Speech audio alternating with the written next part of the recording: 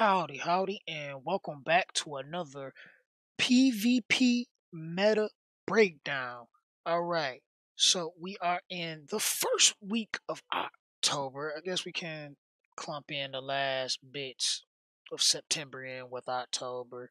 We don't currently have any guests. I guess nobody wanted to join in. I didn't really get any messages. Other stuff happened, IRL, blah blah blah blah. Somebody got back with me, blah blah blah blah. Home late, moving on. So I'm gonna try to keep this as quick and simple as possible.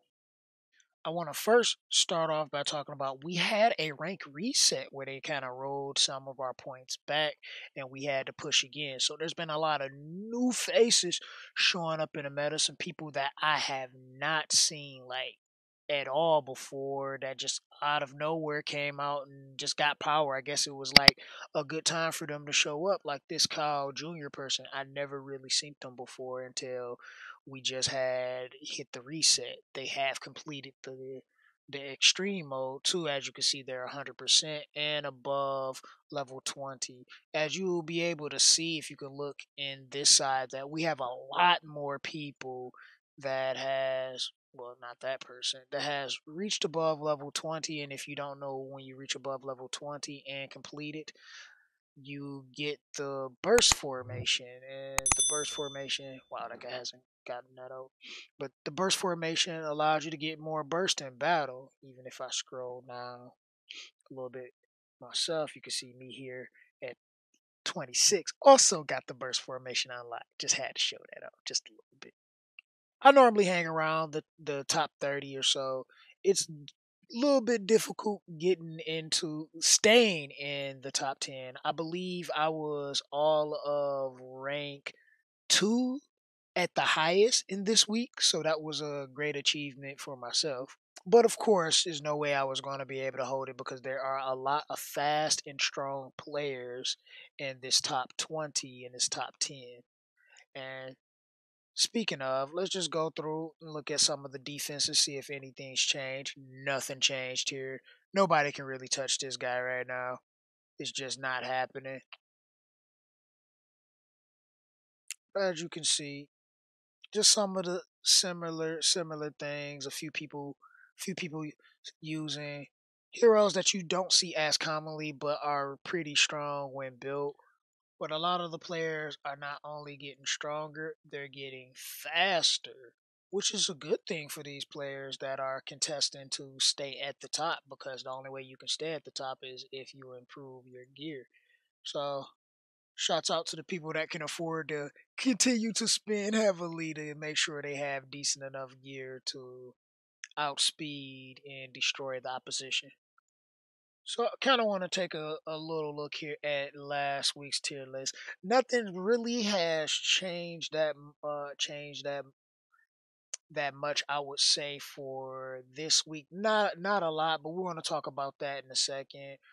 What I have noticed, just because we had this rank reset, it's been a lot easier for a lot of players to push up through the ranks and find their position and where they should be. Looking at some of the players, like we still have, I think, the top three guilds right now will probably be, in terms of their appearance, will probably be Final Boss, Superior, and possibly the Ionizers. I would like to think so. I think Final Boss has the most players that's in the top 100 right now. So these guys are contesting hardcore. We do see some more Zodiac Dojo people joining in and ranking up as well. That's a great thing. And if you guys didn't know, that is the team that I enlist with. Then we do have this one outlier that kind of came up during the beginning or the middle of this week. That is the only person I saw so far that is above level 30. Like this guy, Mega Weld Hard here.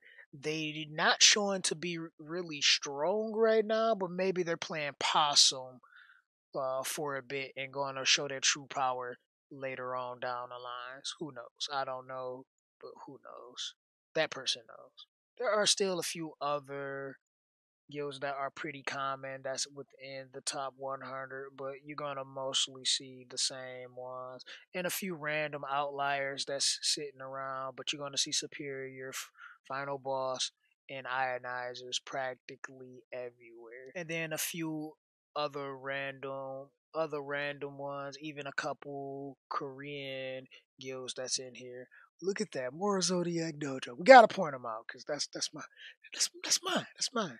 And then right at the bottom at 100, we rounded off. So we got us a nice little thing going on there. We not top notch, but we getting there. And I mean, we even got F2P players that's in here. So if you F2P, you can definitely hit the top 100. It is possible. You probably want to look around now, hitting around the 220 speed mark, probably 210, maybe at a base minimum or something to be a hot contestant. Because I know the prior week, a lot of these guys that's starting to get into the top 100 was fighting hard within the 120 to like 101 mark. So now they're starting to make their way in. So it's some people that they gear not together right now. So you might want to step that game up, whoever you players are. So let's look at some of the defenses that are at the bottom. Though these players are in the top 100, that they're not they might not all have the same heroes as you would see in the very top, or they might be doing something a little more unique than what you will see at the very top, or maybe some similarities. You see some people doing some things that are similar and some things that are not. Look at this right now. I guess we got to add Mikhail back on the list.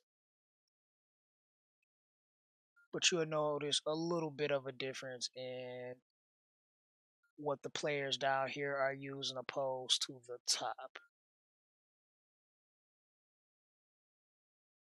It's not all bad. All these heroes are pretty strong. I mean, pretty much every hero is pretty strong. But you know what the people are using at the very top. At the very top, they are showing what you can possibly achieve when you reach those speeds and those levels of power when you have that much investment. Let's move on to the actual tier list itself, and let me check and see if I can move things around. Yes, I can. All right. I don't really think I'm gonna change too much of anything in placement of the strength of the current heroes. Um, I remember Acromia last week was talking about the Dark Helga. I have not seen her. I don't think there's any defenses right now since we had this rotation. There's a lot of new players in. I have not seen the Dark Helga once. I've been seeing a lot of Dark Nine, but that's more so towards the bottom because I think I was somewhere in the middle of the pack when we had the reset, so I had to climb my way back up, which was technically like 2 or 3 fights.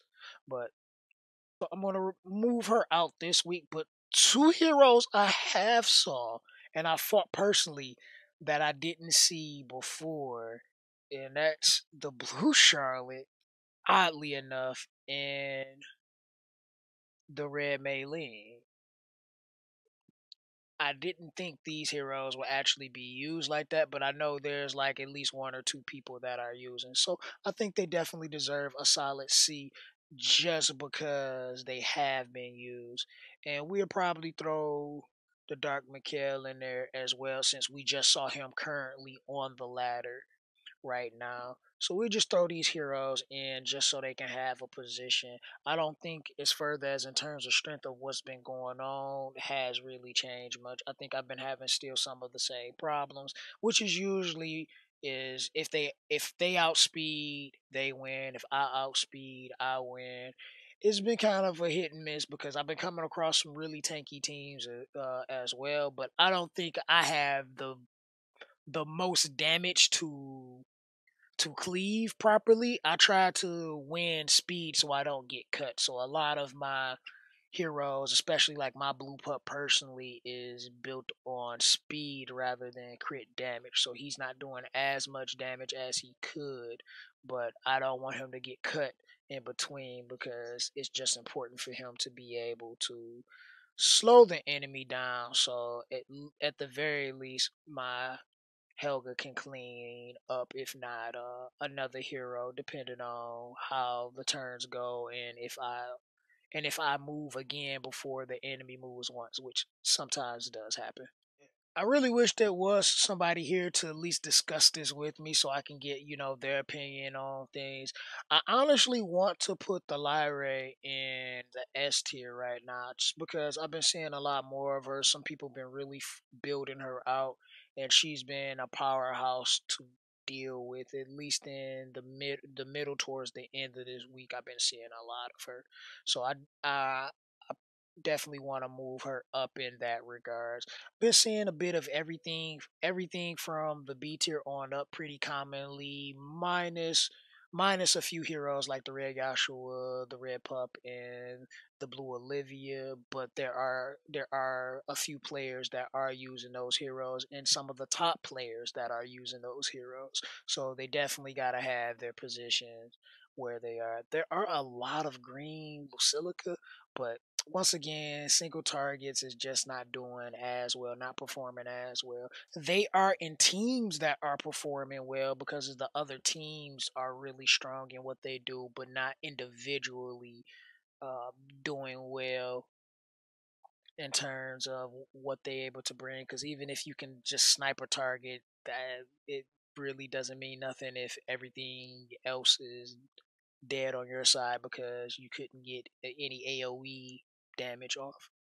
So we'll see how things shake up coming next week. We're gonna end it right there. So I hope you guys have enjoyed. And if you did, make sure you smash that like button. If you didn't, there is a button for you guys as well. We're gonna talk some more. Definitely want to get some people on, consistently each week if possible. I know we all got IRL and other things going on in our lives, but it'd be nice to have more people on so we can sit and discuss. Some of you guys that may be at the bottom of the top 100, the middle of the top 100, and some of you guys at the top, so we can see what everybody's strength, weaknesses, and what they've been going up as, so we can kind of get a good accurate representation of what the meta is truly in the top 100.